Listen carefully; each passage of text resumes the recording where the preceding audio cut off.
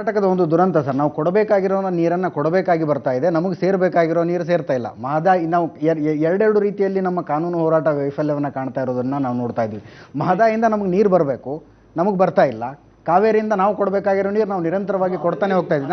ಒಂದು ನಿಮಿಷ, ನಾನು ಬಿ ಟಿ ವೆಂಕಟೇಶ್ ಅವ್ರಿಗೆ ಹೋಗ್ಬಿಡ್ತೀನಿ ಸರ್. ನಮ್ಮ ವಕೀಲರ ನಡವಳಿಕೆಯನ್ನು ನೋಡಿದರೆ ಸುಪ್ರೀಂ ಕೋರ್ಟ್ ಹಾಲ್ ಒಳಗಡೆ ಎರಡೂ ಕೈಗಳನ್ನು ಎತ್ಕೊಂಡು ಸರೆಂಡರ್ ಆಗಿ ಒಳಗಡೆ ಹೋಗ್ಬಿಡ್ತಾರೇನೋ ಅನ್ನೋ ಭಾವನೆ ಬರ್ತಾ ಇದೆ. ನಮ್ಮ ವಕೀಲರ ಅಪ್ರೋಚ್ ಸರಿ ಇತ್ತಾ ಸರ್ ಈ ವಿಷಯದಲ್ಲಿ?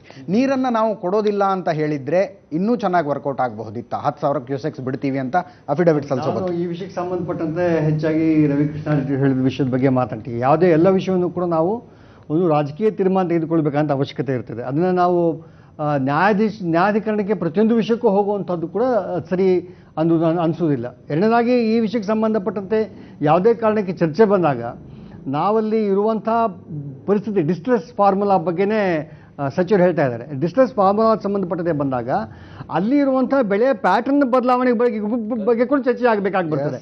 ಈಗ ನಾವು ಎಲ್ಲ ಕಡೆಯೂ ಕಬ್ಬೆ ಬೆಳಿತೀವಿ ಅನ್ನೋ ರೀತಿಯ ಒಂದು ಯೋಚನೆ ಮತ್ತು ಹೆಚ್ಚು ನೀರಿನ ಅಂಶ ಇರುವಂಥ ಬೆಳೆಗಳನ್ನು ಬೆಳಿತೀವಿ ಅಂತ ಯೋಚನೆ, ಡಿಸ್ಟ್ರೆಸ್ ಆಗುವಂಥ ಸಿಚುವೇಷನಲ್ಲಿ ಬದಲಾವಣೆ ಮಾಡಬೇಕಾದ ಅವಶ್ಯಕತೆ ಇದೆ. ಅದಕ್ಕೆ ಸಂಬಂಧಪಟ್ಟಂತೆ ಒಂದು ದ್ವೈಪಾಕ್ಷಿಕವಾಗಿ ಚರ್ಚೆ ಆಗಬೇಕಾದ ಅವಶ್ಯಕತೆ. ನಾವೆಲ್ಲದನ್ನು ನ್ಯಾಯಾಲಯಕ್ಕೆ ಬಿಡುವಂಥದ್ದು ನನ್ನ ದೃಷ್ಟಿಕೋನ. ನಮ್ಮ ರೈತರು ಚಾಟಿ ಹಿಡ್ಕೊಂಡು ಹೇಳ್ತೀವಿ ಇಂಥದ್ದೇ ಬೆಳಿಬೇಕು, ನೀವು ಇಂಥದ್ದು ಬೆಳೆಯೋಲ್ಲ. ಯಾಕಂದ್ರೆ ಎರಡೂ ಕಡೆ ನೀರನ್ನು ಉಳಿಸಿ ನಾವು ತಮಿಳುನಾಡಿಗೆ ಕೊಡಬೇಕು ಅಂತ ನನ್ನ ದೃಷ್ಟಿಕೋನದಲ್ಲಿ ಇದು ಬರೀ ಕರ್ನಾಟಕಕ್ಕೊಂದೇ ಅಲ್ಲ. ಡಿಸ್ಟ್ರೆಸ್ ಫಾರ್ಮುಲಾ ಅನ್ನೋ ಪ್ರಶ್ನೆ ಬಂದಾಗ ಬೆಳೆ ಬೆಳೆಯುವಂಥದ್ದು ಅದಕ್ಕೆ ಬೇಕಾಗಿರುವಂಥ ನೀರಿನ ಸಂಬಂಧಪಟ್ಟಂತೆ ಒಂದು ಕೂಲಂಕಷವಾಗಿ ದ್ವೈಪಾಕ್ಷಿಕವಾಗಿ ಚರ್ಚೆ ಮಾಡಿ ಆ ಆಧಾರದ ಮೇಲೆ ನಾವು ನಮ್ಮಲ್ಲಿ ಏನು ಹೇಳ್ತಾ ಇದ್ದೀವಿ, ಇನ್ನೊಂದು ಬೆಳೆ ಬೆಳಿಬೇಡಿ ಅಂಥೇಳಿ ಆ ರೀತಿಯಾದಂಥ ಒಂದು ಚರ್ಚೆ ತಮಿಳುನಾಡು ಜೊತೆ ಮಾಡಿ ಅವ್ರನ್ನ ನಾವು ಪ್ರಶ್ನಿಸಬೇಕಾಗಿ ಬರ್ತದೆ. ಒಂದು ವೇಳೆ ಅದನ್ನು ನ್ಯಾಯಾಲಯಕ್ಕೆ ಹೋಗಿದ್ದಾಗ ತಮಿಳುನಾಡು ಹೋಗಿದ್ದಾಗ ಈ ವಿಷಯವನ್ನು ಎತ್ತಿ ಹಿಡಿದು ಇದನ್ನು ಚರ್ಚೆ ಮಾಡಬೇಕಾದ ಅವಶ್ಯಕತೆ ಮೂಲಭೂತವಾಗಿ ಇದ್ರ ಚರ್ಚೆ ನಂತರ ನೀವು ಬೇರೆ ವಿಷಯದ ಬಗ್ಗೆ ಮಾಡ್ಲಿಕ್ಕೆ ಸಾಧ್ಯ ಆಗ್ತದೆ. ಈಗ ಜಯಲಲಿತಾ ಅವ್ರನ್ನ ಒಂದು ಟಾಕಿಂಗ್ ಟರ್ಮ್ಸ್ಗೆ ಕರ್ಕೊಂಡು ಬಂದು ಅಕ್ರಾಸ್ ದ ಟೇಬಲ್ ಕೂತ್ಕೊಂಡು ಮಾತಾಡೋ ಸನ್ನಿವೇಶ ಬರಲೇ ಇಲ್ಲ. ಬಹಳ ಮುಖ್ಯವಾದ ಪ್ರಶ್ನೆ ಎತ್ತಿದ್ದಾರೆ. ಒಂದು, ಈ ಬೆಳೆ ಪದ್ಧತಿ, ನಾವು ನೀರನ್ನು ಇದ್ದಂಥ ನೀರನ್ನು ಯಾವ ರೀತಿ ಸದ್ಬಳಕೆ ಮಾಡ್ಕೋಬಹುದು. ಸ್ವಾಭಾವಿಕ ವರ್ಷದಲ್ಲಿ ಇವತ್ತು ಸಹ ಬೇರೆ ಆಗ್ತದೆ, ನಾರ್ಮಲ್ ಇಯರ್ನಲ್ಲಿ ಬೇರೆ ಆಗ್ತದೆ, ಡಿಸ್ಟರ್ಸ್ ಇಯರ್ನಲ್ಲಿ ಬೇರೆ ಆಗ್ತದೆ.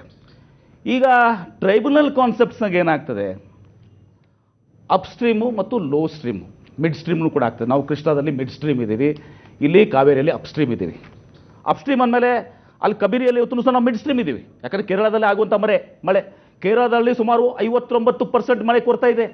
ಕಬಿನಿಗೆ ನಮ್ಮ ನೀರೇನು ಬರಬೇಕು, ಇನ್ಫ್ಲೋಸ್ 59%, ಅದನ್ನು ಕೂಡ ನಮ್ಗೆ ಲೋಡ್ ಆಗ್ತದೆ. ಅದಕ್ಕೆ ನಾವು ಈ ಡಿಸ್ಟ್ರೆಸ್ನ ಆರ್ಗ್ಯುಮೆಂಟ್ ಮಾಡ್ತಾ ಇರೋದು ಗ್ರೌಂಡ್ ರಿಯಾಲಿಟೀಸ್. ತಮಿಳುನಾಡುವಲ್ಲಿ ಸಹ ಅಲ್ಲಿ ಬೆಳೆ ಏನಿದೆ, ಅವ್ರಿಗೆ ಯಾವತ್ತಕ್ಕೆ ನೀರು ಬೇಕಾಗಿದೆ ಅಷ್ಟೇ ಅಲ್ಲ, ಭಾಳ ಪ್ರಮುಖವಾದಂಥ ಒಂದು ಇದು ಅಂದರೆ ಅಲ್ಲಿ ಗ್ರೌಂಡ್ ವಾಟರ್ ಕೂಡ 4 ಮೀಟರ್ ಇದೆ. ನಾನು ಕೆಲವೊಂದು ವಿಚಾರಗಳನ್ನ ಇವತ್ತು ನಾವು ಅದನ್ನು ಅನ್ಅಫಿಷಿಯಲ್ ಆಗಿ ಕೂಡ ಇವತ್ತು ಸಹ ನಾವು ಈಗ ನಮ್ಮ ಕೋರ್ಟ್ ಮುಂದೆ ಹೋಗುವಾಗ ನಮ್ಮ ಟೀಮನ್ನು ಇವತ್ತು ಸಹ ನಾವು ತಮಿಳುನಾಡಿಗೂ ಕೂಡ ಕಳಿಸಿದ್ವಿ. ನಮ್ಮ ಅಗ್ರಿಕಲ್ಚರ್ ಎಕ್ಸ್ಪರ್ಟ್ಸು, ನೀರಾವರಿ ಎಕ್ಸ್ಪರ್ಟ್ಸು, ಆಮೇಲೆ ಡಿಸ್ಟ್ರೆಸ್ ಇವತ್ತು ಸಹ ನಮ್ಮ ಟೀಮು ಎಲ್ಲನೂ ಕೂಡ ಹೋಗಿ ಅಲ್ಲಿರುವಂಥ ಎಲ್ಲ ಪರಿಸ್ಥಿತಿನ ಮಾಡಿ ವರದಿಯನ್ನು ಅಫಿಷಿಯಲ್ ಡಾಕ್ಯುಮೆಂಟನ್ನು ನಮ್ಮನ್ನು ಕೊಟ್ಟಿದ್ದಾರೆ. ಅದನ್ನೂ ಕೂಡ ನಾವು ಸುಪ್ರೀಂ ಕೋರ್ಟ್ ಮುಂದೆ ಈಗ ನಾವು ಸೂಪರ್ವೈಸರಿ ಕಮಿಟಿ ಮುಂದೆ ಇಡ್ತೀವಿ. ಆದರೆ ಸುಪ್ರೀಂ ಕೋರ್ಟ್ ಯಾವಾಗ ಈ ಎಲ್ಲವನ್ನ ಡೀಟೇಲ್ಸ್ ನೋಡೋದಿಲ್ಲ, ಅವ್ರು ಏನು ಮಾಡ್ತಾರೆ, ಸೂಪರ್ವೈಸರಿ ಕಮಿಟಿ ಮುಂದೆ ಹೋಗಿ ಇದಕ್ಕೆಲ್ಲ ನಮಗೆ ಆಗುವಂಥದ್ದು. ಈಗ ನಾವು ಏನು ಹೇಳ್ತೀವಿ ಅಂತ ಫಾರ್ಮುಲಾ, ಒಂದೇನೋ ಪ್ರೋರಾಟ ಇರ್ಬೋದು ಅಥವಾ ಟ್ರೈಬ್ಯುನಲ್ನಲ್ಲಿ ಏನು ಇವತ್ತೊಂದು ದಿವಸ ನಮಗೆ ಪ್ರಪೋರ್ಷನೇಟ್ ಅಂತ ಅನ್ನೋದಿಲ್ಲ, ಅದ್ರ ಮೇಲೆ ಇವತ್ತು ದಿವಸ ನಿರ್ಧಾರವನ್ನು ಕೈಗೊಳ್ಬೇಕಾಗ್ತದೆ.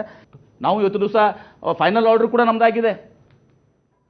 SLPs ಮಾತ್ರ ಪೆಂಡಿಂಗ್ ಇದಾವೆ. ಬಹಳಷ್ಟು ಪ್ರತಿ ಸಲಾನು ಸುಪ್ರೀಂ ಕೋರ್ಟ್ ನಿಂದ ನಾವು ತಪರಾಕಿ ತಗೊಂಡು ವಾಪಸ್ ಬರ್ತೀವಿ, ನೀರು ಬಿಡ್ಲೇಬೇಕು ಅನ್ನೋ ಪ್ರತಿ ಸಲಾನು.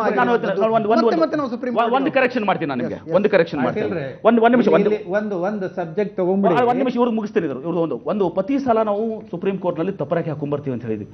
ಲಾಸ್ಟ್ ಟೈಮ್ ಸೂಪರ್ವೈಸರಿ ಕಮಿಟಿ ಮುಂದೆ ನಾವು ಸಕ್ಸೆಡ್ ಆಗಲಿಲ್ವಾ? ಈಗ ನಾವು ಅದನ್ನು ಸರಿದೂಗಿಸ್ಕೊಂಡು ಹೋಗಬೇಕು.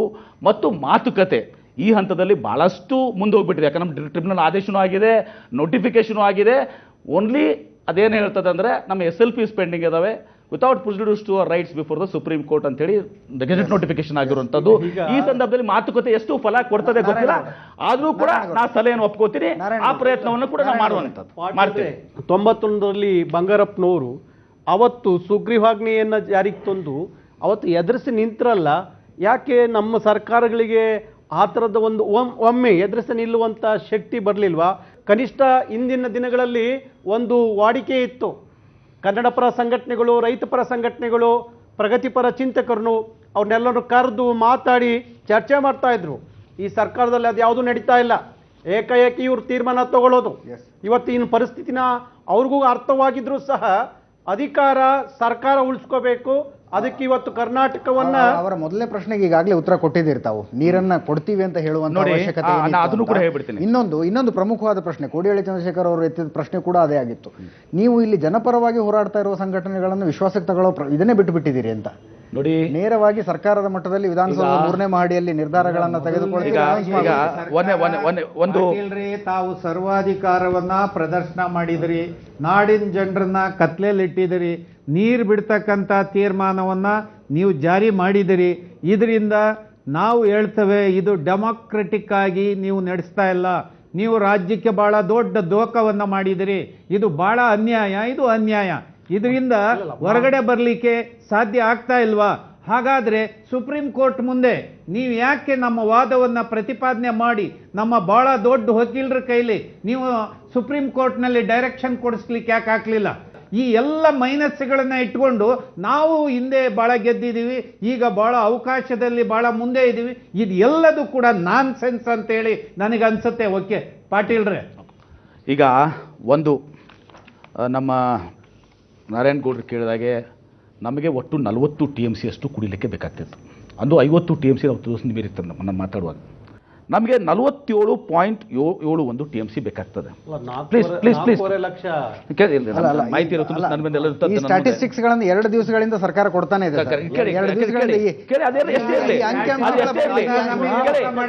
ನಾನು ಮಾಡ್ತಾ ಇಲ್ಲ, ನಾನು ಆರ್ಗ್ಯುಮೆಂಟ್ ಮಾಡಿದೆ. ನೋಡಿ ಬಿಡಿ, ನಾನು ಈಗ ಅಂಕಿಅಂಶಗಳು ಬಿಡಿ, ಅದೀಗ ನಮಗೆ ಬೇಕಾಗಿದೆ. ನಾನು ಇಷ್ಟೇ ಹೇಳ್ತೇನೆ, ಅವ್ರು ಕೇಳುವಂತದ್ದು ಪ್ರಶ್ನೆ ನೀವು ಹೆಂಗೆ ನೀರು ಕೊಡ್ತೀರಾ ಅಂತೇಳಿ. ನೋಡಿ, ನಮಗೆ ಬೇಕಾಗಿರುವಂಥದ್ದು ಸುಮಾರು 74 TMC ಬೇಕಾಗ್ತದೆ ಕುಡಿಯುವ ನೀರು ಮತ್ತು ಕೃಷಿಗಾಗಿ. ಅದೇನು ನಾವು 12 TMC ನಾವು ಕೆಳಗೆ ಬಿಟ್ಟ ಮೇಲೆ ಅದು ವಾಪಸ್ ತಗೊಳಕ್ ಬರೋದಿಲ್ಲ ನಿಜ. ಆದ್ರೆ ಮುಂದಿನ ಇದರಲ್ಲಿ ನಮ್ಗೆ ಅಡ್ಜಸ್ಟ್ ಮಾಡ್ಕೊಳ್ಳಕ್ಕಂತೂ ಅವಕಾಶ ಇದೆ. ಇದು ಒಂದು ಲಿವಿಂಗ್ ಆನ್ ಹೋಪ್ಸ್, ಭರವಸೆಗಳ ಆಧಾರದ ಮೇಲೆ ಇವತ್ತು ದಿವಸ ನಡೆಯುವಂಥದ್ದು. ಇವತ್ತು ದಿವಸ ನಾವು ಹೋಪ್ ಇತ್ತು, ಮಳೆ ಇವತ್ತು ದಿವಸ ಯಾವ ಆಧಾರ ಮೇಲೆ ಬರ್ತದೆ, ಮಳೆನೂ ಕೂಡ ಹೋಪ್ ಮೇಲೆ ಇವತ್ತು ದಿವಸ ಬರ್ತದೆ. ನಮ್ಮ ರೈತರಿಗೆ ಅನ್ಯಾಯ ಆಗಬಾರ್ದು, ಆ ದಿಶೆಯಲ್ಲಿ ಇವತ್ತು ದಿವಸ ಎಲ್ಲ ಕ್ರಮಗಳನ್ನ ತಗೋತೀವಿ. ಆ ವರ್ಕೌಟ್ ಮಾಡ್ಕೊಂಡು ಎಷ್ಟೇ ಕಷ್ಟ ಬಂದ್ರು ಅದನ್ನ ನಿಭಾಯಿಸ್ತೀವಿ. ಇದು ಒಂದು. ಆಮೇಲೆ ಮುಂದೆ ಯಾಕೆ ಇವತ್ತಿನ ನಾರಾಯಣ ರೆಡ್ಡಿ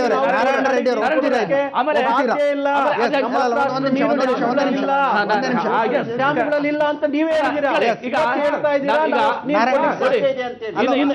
ಮುಂದಿನ ಪ್ರಮಾಣ ನಮ್ಮ ನೀರು ಅಲ್ಲ ಸರ್, ನಮ್ಮ ಮಧ್ಯದಲ್ಲಿ ಒಬ್ಬ ರೈತ ಮುಖಂಡರಿದ್ದಾರೆ. ಒಂದೇ ನಿಮಿಷ ನಾವು ಒಬ್ಬ ರೈತ ಮುಖಂಡರಿದ್ದಾರೆ. ಸರ್ಕಾರ ನೀರು ಬಿಡು ಸಂಪುಟ ಕರೀತೀರಾ? CM ಸಾಹೇಬರು ನೀರು ಕೊಡಕ್ಕೆ ಬರಲ್ಲ, ನಂಗೆ ಕಾವೇರಿ ನೀರು ಕೊಡೋದೇ ಇಲ್ಲ ಅಂತ CM ಸಾಹೇಬ್ರು ಹೇಳ್ತಾರೆ. ನೀವು ನೋಡಿದ್ರೆ ಇಲ್ಲ ನೀರಿದೆ ಸ್ಟಾಕು ಅಂಕಿಅಂಶ ಅಂತ ನೀವು ಹೇಳ್ತೀರಾ. ನಮ್ಮ ನಾರಿಮನ್ ಸಾಹೇಬರು ಕೋರ್ಟಲ್ಲಿ, ಸುಪ್ರೀಂ ಕೋರ್ಟಲ್ಲಿ ನಾವು ಮಾಧ್ಯಮಗಳಲ್ಲಿ ತಿಳ್ಕೊಂಡಿದ್ದೀವಿ, ಒಂದು ಇದು ಇಲ್ಲ. 10,000 ಕ್ಯೂಸೆಕ್ ನೀರು ನಾವು ಬಿಡ್ತೀವಿ ಅಂತ ಅಪ್ಡೇಟ್ ಹಾಕಿದ್ದೀರಾ. ಯಾಕೆ ನೀವು ನೀರಿಲ್ಲ, ಕುಡಿಯೋದಕ್ಕೆ ಕಷ್ಟ? ಬೆಂಗಳೂರಲ್ಲಿ ಈಗ ಹಿಂದೆ ಕಾನೂನಾದಾಗ ಬ್ರಿಟಿಷ್ ಕಾಲದಲ್ಲಿ ಕಾನೂನಾಗಿದ್ದು, ಬೆಂಗಳೂರಲ್ಲಿ ಸ್ವಲ್ಪ ಜನ ಇತ್ತು.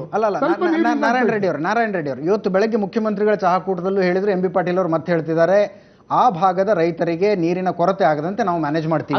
ಒಂದ್ ನಿಮಿಷ ಹೀಗೇನೆ ನೀವು ಮಾಡಿ ಹಾಗೇನೆ ಮಾಡಿ ಯಾವತ್ತೂ ಕೂಡ